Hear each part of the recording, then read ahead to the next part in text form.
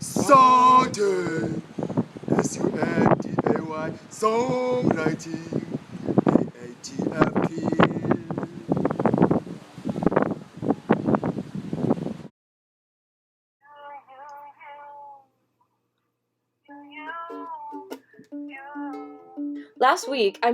Last Sunday Songwriting, I released this song that I kind of improvised on the way to Golden Drops called You, Eucalyptus, and as you heard, it starts with you.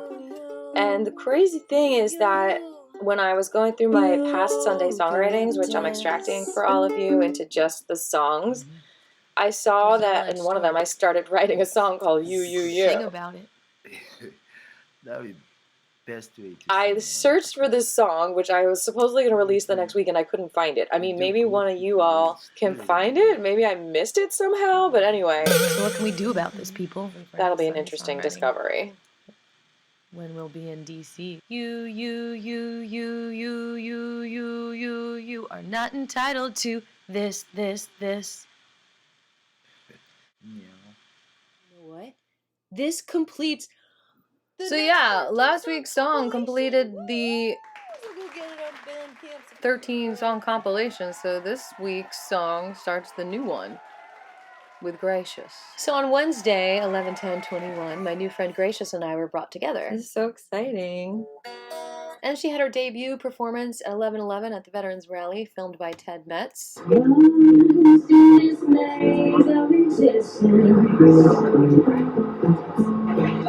There is no clear direction, that's right. Feeling around with frustration. Transparency. And most recently, she was spotted December 1st at the Voter G8 event.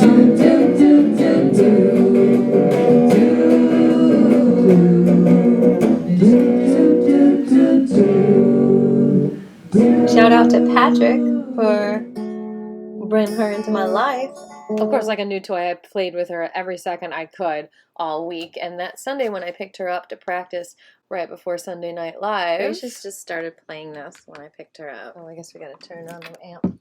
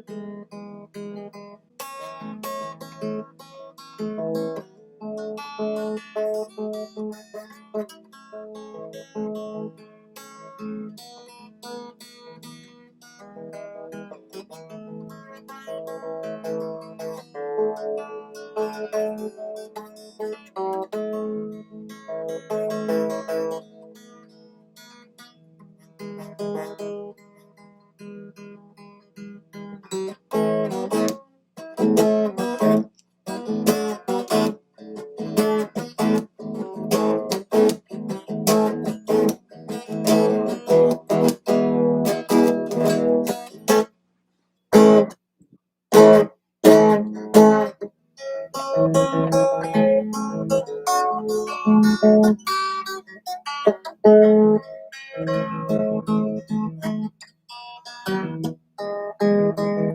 think that should be a Sunday song? So I'm using a Fender chorus amp, but I don't think it quite works. Like I don't think it's working as like I've been looking on YouTube tutorials. Remember this life form from last time? Wait, who's This that? guy just literally popped out from under my pile of stuff like 10 days later.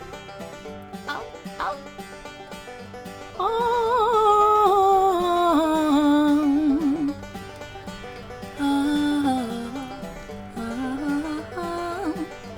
He's turning pink now. He looked pink. He's turning pink.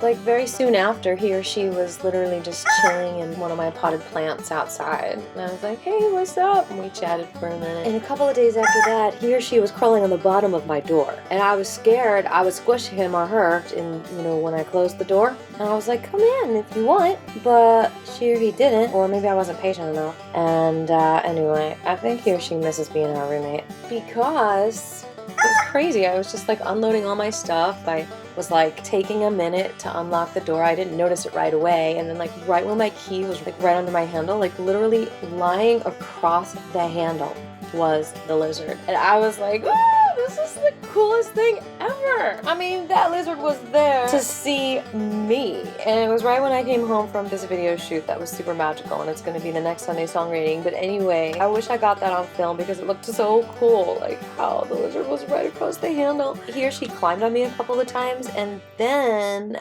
I see you over there. the lizard just ran into the bushes. What you doing? Right there, you see the lizard? Nice. So I got a little footage of that. Proof that the lizard was there. And is it the same one? Look closely. Is it the same one? I don't know. I think so. I think that's my friend. So after I released the last Sunday songwriting, I looked up if lizards can change color. And I was a little bit sad to see that sometimes they do when they're stressed out. So I was thinking, oh no, the lizard was stressed out. It wanted to stay inside. And I guess the kind of lizard this is a Carolina Anole, because it's the only type of lizard that's capable of changing color. I mean, I literally thought only chameleons changed colors. I've always loved chameleons. And this lizard is not a chameleon, it must be an Anole. And it ain't no cannoli either. But besides feeling threatened, these lizards might just change color because of temperature, humidity, their mood, and the overall health. I hope he stayed healthy. Bless you. Now, according to this article by Britannica, they also can get patterns such as lines and bars, and many lizards change color, so maybe not just the anoles. This guy or girl does have some kind of lines or bars or stripies or something. And to be fair, he or she could have just been camouflaging. I mean, look, it's a gray slipper. And then it would be so cool if in the bushes he or she turned green, but then again, the stems are grayish. Meanwhile, a new guest has arrived in the distance.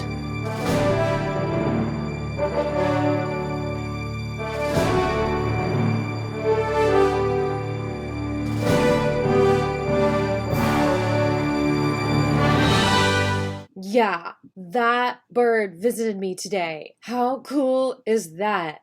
I saw it and I was just like, oh, I am so blessed. Thank you for allowing me the honor of being in your majestic presence. And then I was like looking for the bird and I just walked around. I was raking leaves and then all of a sudden it flew above me again, right on the lamppost, and I was just standing there like.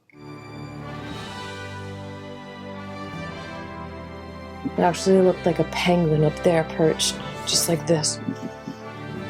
And then I like got a little closer. I wanted to take another picture, but I just wanted to be in the moment too. And then it was on the rooftop, and then I just walked around filling random holes with leaves, and it flew right above me. Thank you, whoever you are. I want to clear up one more thing. So last Sunday songwriting, I was like really picking on Eucalyptus globulus for smelling like horses from the store the other day. I had to say, it doesn't smell like this magical bliss. No, it smells like horses. I put it in my vaporizer and I was like, is that my BO? Something smells like horses in here. It's actually the brand. And I'm not dissing the brand. This is just one flavor. I like a lot of what they have. The brand, because I got this Eucalyptus globulus from Oracacia. It's also Eucalyptus globulus, but it doesn't say it on the front like that one does. And that smells so good. So it's not the globulus. I don't know what it is. So let's talk about saving trees. I just walk outside, I see the trees, and I know we need them. So I'm doing my best to spread the word and attend meetings. And so I'm going to share with you the process, because maybe you'll be inspired to save trees through these logistics as well. I do think energetically putting energy towards it and visualizing it helps too. Okay, so remember last episode when I mentioned the city of Decatur is rewriting their tree ordinance, and we need you to be a part of this conversation. Suggested changes were given by Save Decatur Trees, which included increasing the city's canopy goal and also not allowing canopy goals to be undermined by payments in lieu of actual trees. I know that sounds confusing, and I'm confused, and I'll go into better detail in a future video. Anyway, I'm just going to take a couple of minutes to tell you what I'm doing, what happened yesterday. So first of all, you can go ahead and like Save Decatur Trees on Facebook and check out what's going on there. Last Sunday Songwriting, I mentioned there was going to be a vote on December 6th. Well, here on their page, they shared the article from Decaturish.com that they actually are not voting. They're sending it to another work session. Well, they had the work session. I wanted to see if I could find out what happened because I couldn't find a link to the live stream. And then right there, the link to the city's website. So I pressed that. It brought me to the live stream page where there was nothing playing. So I pressed on the agenda's minutes tab, and then I found the date. And I pressed on the CC summary. Let's see what's on this summary. This is actually the second page, and then we get to the tree canopy stuff. That's when I saw it looks like they voted to pass it along to be approved by the Planning Commission. But wait, let's go back a second. They said something about the canopy. They said that they're increasing the canopy goal from 63% to 65% canopy coverage over the entire city. Well, that sounds like it's a good change, because it sounds like they, from this, it looked like they were trying to decrease it. And we all asked them to raise it. This is part of the letter that we were given by Save Decatur Trees. And we were all asking to raise it, and it looks like they did. Just not 8%. They just raised it 2%, but that's a start, I guess, like 2% mil. Now let's explore the second part of this, and I really want to interview someone like from the tree ordinance about this, but basically we were requesting that people paying penalties does not help us conserve our trees, and so we need to make sure that the canopy goals are not undermined by the payments in lieu of the actual trees. So I think they're trying to deal with that in this section here, when it's reducing the 50%, 75%, 100% thing to the 65 and 80%, but I don't know what that means, so we're gonna have to figure that out. If you were reading this whole thing, you might appreciate that next sentence there on the next page. There you go. Only if replacement trees are required. They should always be required if you're taking any trees down. Don't take trees down! Being that the next step is the Planning Commission, let's find out more about this. Okay, they have regular scheduled meetings second Tuesday each month, so they're probably going to hear this the earliest next Tuesday, which is also listed under their upcoming events. Scroll up from there and you've got the contact information of the senior planner, Ryan Sellers, and then also you've got all the people on the commission right there that hopefully you can contact as well. So I emailed the good feller, though I guess it could be a girl, Ryan. Are you voting on the Decatur tree ordinance Tuesday? And is the meeting open for public comment? I have not heard back. Speaking of contacting people, I saw there was another sign on the street saying they wanted to take down the trees. So I posted it on Facebook. I was like, no. And I tagged Ted Terry again because he's a Decatur commissioner, and I was just at a meeting recently that he was at where I was defending the trees. And I didn't win, but it got postponed, so that was good. Anyway, Ted informed me that actually the Board of Appeals is not the commissioners, and so I'd be meeting with them, and I was like, oh, man. So are their commissioners' signs yellow and the Board of Appeals blue? Or is that just how it is now. Okay, you see this is at 1 o'clock and I teach on Wednesdays at 1:30, so I wrote to like everyone I could think of. In addition, I messaged a lot of people who lived in the area and encouraged them to go to the meeting and speak up for the trees, but I don't think anyone did. I haven't found the live stream of the meeting yet. I went on the meeting, but they did not cover it in that first half hour, but I was impressed. They did get through 1, 2, or 3 cases. And so 1:30 I left and I was kind of sad. And I was kind of sad and mad at myself because I realized sometimes meetings are like 4 hours long, so I could have maybe come back on after class and been able to speak up. But anyway, I did everything I could to try to speak up without being there. This is part of the letter I wrote to like at least 10 people that I found on the Decatur website, including Rachel Bragg, who ended up moderating this meeting. It was a Zoom meeting, and Zoom has that chat option, and I really didn't think that anyone would see it, but I chatted, "Can I email my comment for this item number?" Because I did email it, but I didn't get an email back. Well, lo and behold, Rachel Bragg was nice enough to respond, and she said, "We can tell the members that you submitted a letter either in support or against." And I guess I could have just replied to everyone, but instead I just gave her a private message at that point. Because, I don't know, I guess for some reason I thought that she responded to me privately. I don't know. I was nervous. I told her that I did email her with my email address, and then she responded, "I'll let them know that we received the letter in opposition, and I'll add it to the file," so she must have read it. Yay!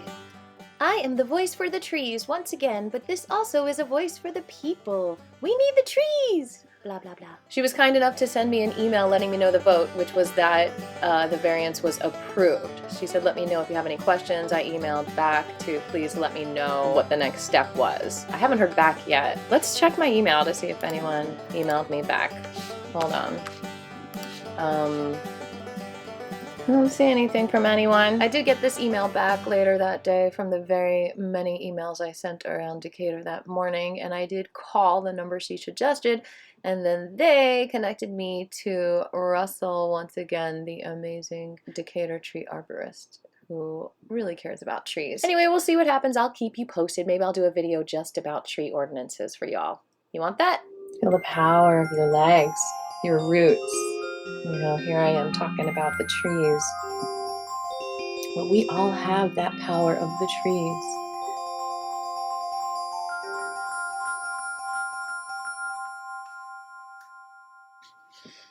Notice your breath, notice your heartbeat. Sorry, I'm distracted. So passionate about saving these trees. There's not many trees with bad attitudes, you know. I'm sure there are some rebellious trees. But there's a lot of people with bad attitudes doing unnatural things. But if we were all a little bit more in tune with nature and our ability to bring so much love and connection and healing to the world just by being our natural selves, we wouldn't even have to be defending the trees because people would automatically be doing it. It would be in our nature. So that raises the question, what was more important? Me watering you trees or saving the trees down the street? It's so important every day to nurture the tree that you are. See you next week. Beautiful trees, beautiful flying penguins. We love you.